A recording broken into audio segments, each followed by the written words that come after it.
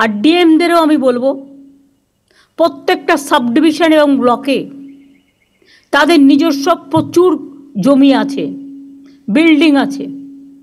একটা করে building, গোপালিকাগুলো note করছো, বিবেক, মনোজ, পুলিশকে বলছি এটা নোট করো, প্রত্যেকটা হকার জোনের পাশে একটা করে বিল্ডিং রাখবে, যেটা প্লাস্টিক ফ্রি এবং ফায়ার ব্রিগেডের সব মেকানিজম তাতে থাকবে। আর একটা কাজ করো, এটাই হকার ভাই বোনেরা আমাকে সাহায্য করবে। যেমন হাতিবাগান, রাস্তা নেই, রাস্তাটা দখল হয়ে গেছে, এতে আমাদের কাউন্সিলরদেরও অনেক দোষ আছে। তারা ভাবে দিয়ে দিলাম, টাকা কিনে নিলাম, মাসে চাঁদা পেলাম, না, হবে না। ডাল ভাত মাছ তরকারি খেয়ে কি সন্তুষ্ট হওয়া যাচ্ছে না? খেতে কি লাগে? এখন তো কেউ বাড়িতে বেড়াতে গেলে মিষ্টিও নিয়ে যায় না, পাছে ডায়াবেটিক হয়ে যায়। তো মানুষের কতটুকু লাগে বাঁচার জন্য? বাঁচার অধিকারের জন্য যতটুকু প্রয়োজন ঠিক ততটুকু কাজে লাগান, তার বেশি নয়। লোভ করা ভালো নয়, লোভ সম্বরণ করুন। এক্ষেত্রে লোকাল যারা আছে, নেতা, পুলিশ, তারা সবচেয়ে বেশি দায়ী।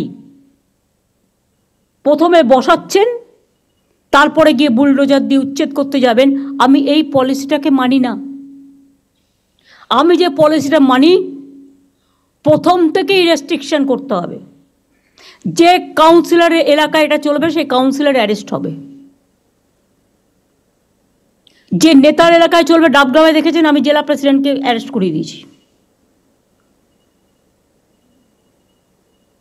তার কারণ গভর্নমেন্টের জমি নিয়ে 2 লক্ষ 3 লক্ষ টাকায় বিক্রি করে দিলাম, ওই জমিগুলো কিন্তু মিউটেশন রেজিস্ট্রেশন পাবে না।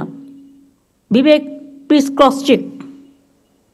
এবং ওখানে আরও কিছু জমি হস্তান্তর হয়েছে, এসজিডি থেকে পুরো লিস্ট নাও, গত 7 বছরে কি কি জমি হস্তান্তর হয়েছে, তার মধ্যে কতটা রিয়েলি আইনত, কতটা রিয়েলি আইনত নয়। আমাকে মলয় কালকে বলছিল, কোনো একটা পলিটিক্যাল পার্টি একটা পুকুর ভরাট করে 3 তলা বাড়ি করে নিয়েছে। বারবার পুলিশকে কমপ্লেন দেওয়া সত্ত্বেও, আসানসোল কমপ্লেন দেওয়া সত্ত্বেও তারা কিছু করেনি, কারণ বাড়িটা আরএসএসের। তুমি যদি তৃণমূলের বাড়ি ভাঙতে পারো, তা তুমি তাহলে আরএসএসের বাড়ি কেন ভাঙবে না? আর পুকুর ভরাট করে করেছে। ল্যান্ড রেকর্ডে কী আছে দেখে নাও। ল্যান্ড রেকর্ডে যদি পুকুর থাকে, ল্যান্ড রেকর্ডে যদি জলাশয় জমি থাকে, তাহলে সেই পুকুর ভরাট করলো কি করে? কি করে করলো? বিক্রমগড়ে আমি প্রায় শুনতে পাই, এই দখল করতে যাচ্ছে, এই দখল করতে যাচ্ছে। এটা কি মানে হয়ে গেছে নাকি? ছেলের হাতের মোয়া হয়ে গেছে নাকি? আর আমি একা বক করবো? প্রত্যেকটা পুলিশকে, রাজীব যখন সিপি ছিল তখন একটা ভিডিও আমরা করেছিলাম যে এর বাইরে আর বাড়বেন না। আমি বলছি যেখানে সত্যি ওরা বসতে পারে, ফাঁকা জায়গা আছে, ইরিগেশনের ক্যানেলের ওপরে নয়, তাতে কিন্তু জলটা ক্লিয়ার হচ্ছে না। তাদের দরকার হলে শিফট করতে হবে, বুঝিয়ে বাজিয়ে, মারপিট করে নয়, বুলডোজার দিয়ে নয়। তাদের কাছে গিয়ে বোঝাতে হবে, দেখুন দাদা, এটা করলে ফ্লাড হয়ে যাবে, বন্যা হয়ে যাবে, আপনি একটা অল্টারনেটিভ জায়গা তাকে দেখে দিন না। সামনে আর রাজারহাটে এত বিউটিফিকেশন করে দিলাম, লক্ষ লক্ষ লোক আসছে।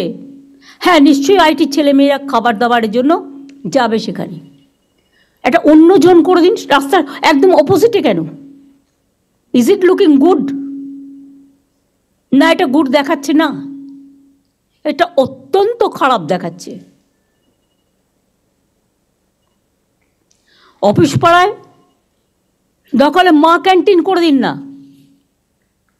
মা ক্যান্টিন ভেন্ডারে বিক্রি করবে, চলে যাবে।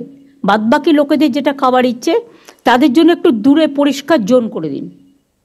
নিজেকে সার্ভে করতে হবে, চোখ দিয়ে দেখতে হবে। পুলিশ, আরবান ডিপার্টমেন্টের সেক্রেটারি বিরত 4 মাস কাজ করতে করতে করেনি বলে সব কাজ ভুলে গেছে। ইলেকশন কমিশনে গেলে তখন তো মনে পড়ে ইলেকশন কমিশনটাই তাদের সব, রাজ্য বলে কিছু নেই, পিতৃমাতৃহীন হয়ে যায়।